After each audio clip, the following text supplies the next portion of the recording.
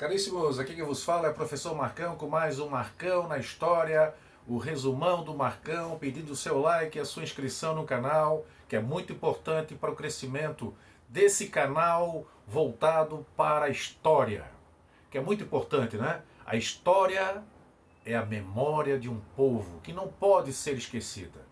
Olha só, nós estamos vendo as constituições do Brasil. São 7 constituições. A primeira foi de 1824, que eu coloquei na postagem anterior.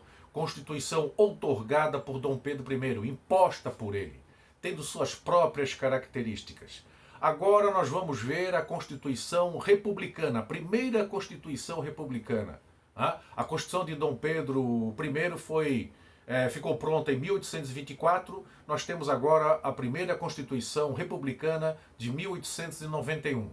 Então, olha só, Constituição de 1891 ficou pronta em 24 de fevereiro de 1891. Constituição elaborada por uma Assembleia Constituinte. Na época, o presidente era o Marechal Deodoro da Fonseca. Nós estávamos vivendo a República Velha.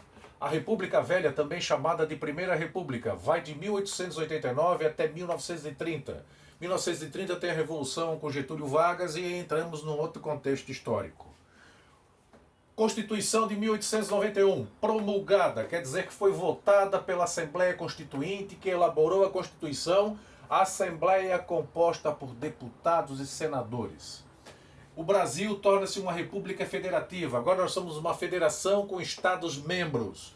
Esses estados têm autonomia política e econômica, mas sempre respeitando a Carta Magna, a Constituição de 1891, que é a lei máxima do país. Serve para regular o comportamento jurídico, o comportamento social, porque os indivíduos necessitam desse regulamento, né? Desse regramento social. Olha só, o voto é uma república federativa, onde o voto é aberto. Eis a questão, voto aberto, voto direto.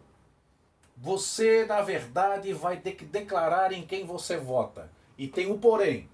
Proibido o voto das mulheres, dos mendigos e dos analfabetos. 50% da população não votava.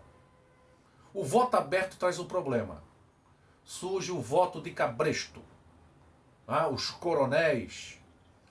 Os coronéis são os latifundiários do Norte e Nordeste. E também grandes empresários e produtores rurais, também Centro-Sul. Na verdade, o voto aberto ele vai propiciar o voto de cabresto. O que é o voto de cabresto? Você vota em quem aquele que lhe dá o emprego ou aquele que lhe tem uma certa dominação impõe o seu voto. Voto de cabresto. E essas regiões passam a ser denominadas de currais eleitorais. É bem assim, né? Então você sabe em quem que vai votar tal região, porque lá o latifundiário, o coronel, ou o grande empresário, ou seja quem for, que tenha um domínio da região, passa a controlar o teu voto, por ele ser aberto. E além de ser aberto, ele é constrangedor, né?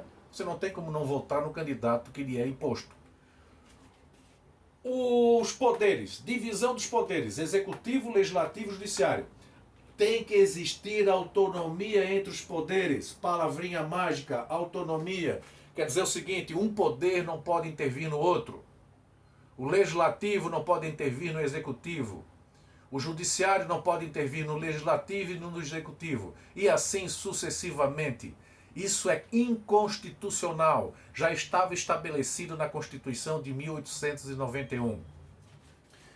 O executivo, o presidente, juntamente com o vice e os seus ministros, administram o Estado, executam as leis.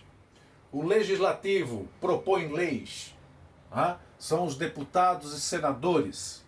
E o judiciário são os tribunais, os juízes, que vão julgar aqueles que não cumprem as leis ou algumas questões específicas dentro da área da justiça.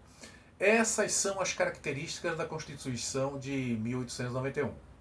Primeiro passo, né? E o que chama muita atenção nessa Constituição é que não tem o voto da mulher e que o voto é aberto, propiciando então a manipulação do processo eleitoral, que é muito complicado.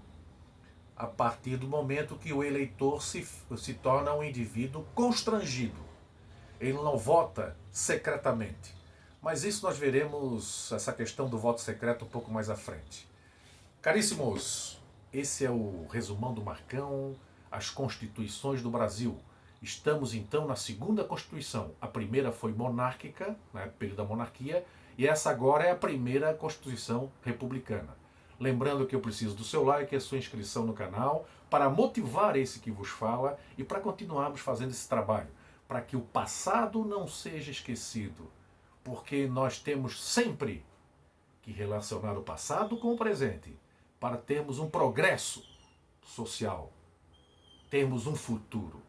Porque sem analisar o passado, o presente se perde e o futuro inexiste. Abração do Marcão. Volto na próxima postagem. Fui!